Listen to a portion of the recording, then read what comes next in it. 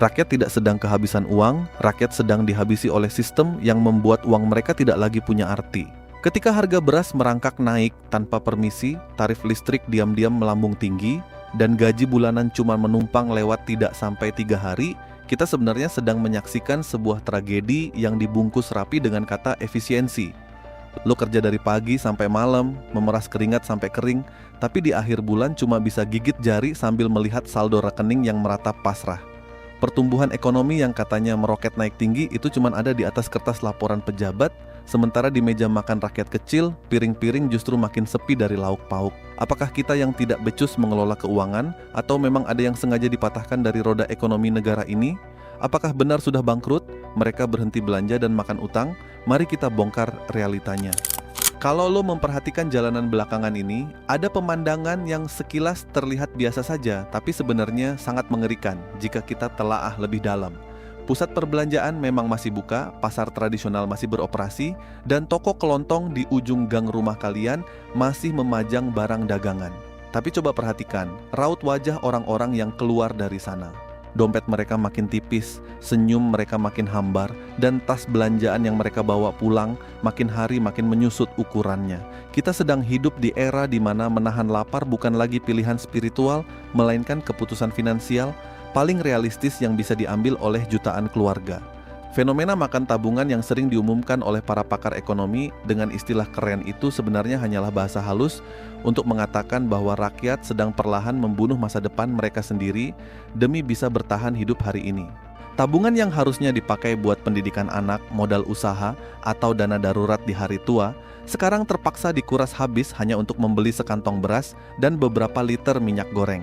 Sistem ekonomi kita belakangan ini bergerak seperti mesin penyedot raksasa yang dengan sangat tega menguras habis daya beli masyarakat bawah lalu mengumpulkannya di segelintir kantong elit. Kalian sering dengar narasi pemerintah yang bangga bilang inflasi kita terjaga rendah. Tapi coba kalian tanya pada ibu-ibu di pasar, apakah harga bahan pokok benar-benar murah? Antara angka statistik resmi dan kenyataan di lapangan ada jurang pemisah yang sangat lebar, seolah-olah para pembuat kebijakan hidup di galaksi yang berbeda dengan kita. Mereka sibuk merayakan angka pertumbuhan ekonomi yang katanya menembus 5%. Tapi di saat yang sama, jutaan buruh terancam pemutusan hubungan kerja dan pedagang kecil gulung tikar karena sepinya pembeli. Ini bukan sekadar penurunan daya beli biasa, ini adalah krisis kepercayaan dan kelelahan sistemik di mana rakyat sudah terlalu lelah untuk berpura-pura bahwa semuanya baik-baik saja. Ketika belanja harian sudah dianggap sebagai pengeluaran mewah, maka sebenarnya mesin ekonomi sebuah bangsa sedang bergerak menuju titik henti yang sangat berbahaya. Lalu apa solusi paling gampang yang ditawarkan oleh keadaan ketika uang tunai sudah habis? Ya, betul sekali, jebakan utang digital yang dikemas dengan muka ramah dan proses instan. Pinjaman online dan fitur bayar nanti sekarang sudah menjelma jadi penyelamat palsu yang siap menerkam siapa saja yang sedang kepepet.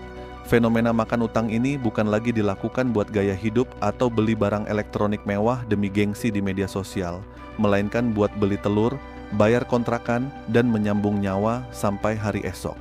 Ini adalah siklus lingkaran setan yang sangat beracun, di mana rakyat dipaksa berutang untuk menutupi kebutuhan pokok yang seharusnya bisa dipenuhi dari gaji kerja keras mereka sendiri. Ironisnya, negara seolah membiarkan fenomena ini menjamur dengan dalih inklusi keuangan, padahal yang terjadi adalah pemerasan terselubung terhadap masyarakat yang sedang tidak punya pilihan. Kita sedang menyaksikan generasi yang masa depannya disandera oleh bunga harian dan teror penagih utang, hanya karena mereka ingin perut keluarga mereka terisi nasi setiap harinya. Skeptisisme kita terhadap narasi manis penguasa bukanlah tanpa alasan yang kuat, karena fakta di lapangan menunjukkan ketimpangan yang makin hari makin tidak masuk akal. Di saat rakyat dipaksa mengencangkan ikat pinggang sampai sesak napas dan diminta untuk selalu prihatin, para pejabat justru makin rajin memamerkan proyek-proyek fantastis yang tidak ada hubungannya dengan perut rakyat banyak. Pajak dinaikkan dengan berbagai alasan pembangunan, subsidi dicabut satu persatu dengan dalih efisiensi anggaran, tapi ketika rakyat butuh jaminan keselamatan ekonomi, jawaban yang diterima selalu saja imbauan untuk bersabar dan berhemat.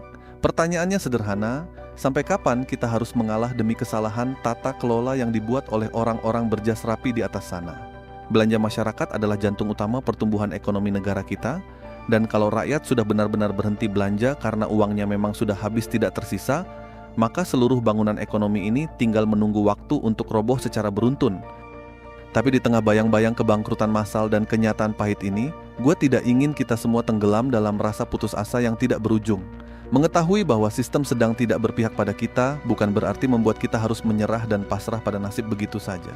Justru kesadaran kritis inilah yang menjadi langkah awal buat kita untuk bertahan hidup dan saling menjaga satu sama lain.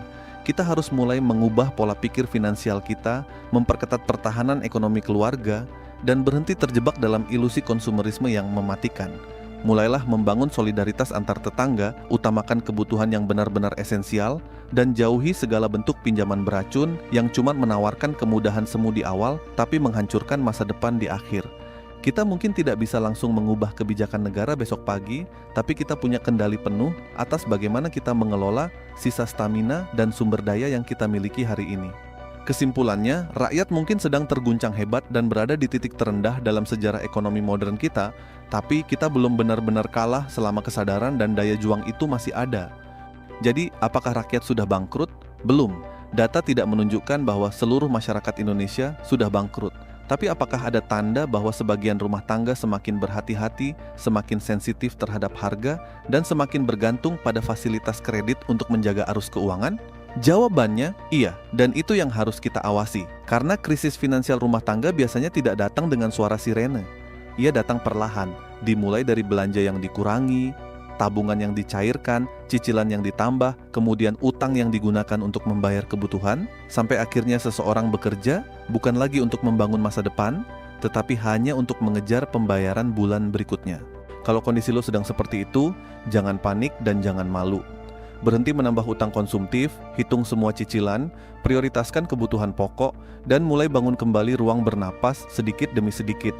Kita tidak selalu bisa mengendalikan harga, kebijakan, pasar, atau kondisi ekonomi nasional. Tapi kita masih bisa mengendalikan keputusan finansial kita sendiri. Karena pada akhirnya, kekuatan ekonomi bukan hanya tentang seberapa banyak uang yang masuk, tetapi seberapa banyak kendali yang masih kita punya atas uang tersebut. Dan kalau narasi seperti ini menurut kalian penting, bantu channel ini dengan like, share ke orang yang menurut kalian perlu mendengarnya, dan subscribe supaya kita bisa terus membongkar angka ekonomi dari sisi yang sering tidak kelihatan. Karena di tengah begitu banyak berita tentang pertumbuhan, konsumsi, kredit, dan optimisme, kita tetap perlu satu hal yang sederhana, kemampuan untuk bertanya, apakah angka yang terlihat besar itu benar-benar terasa besar di kehidupan kita? Sampai ketemu di pembahasan berikutnya. Jaga uang kalian, jaga keputusan kalian, dan jangan sampai masa depan kita habis hanya untuk membayar kehidupan hari ini.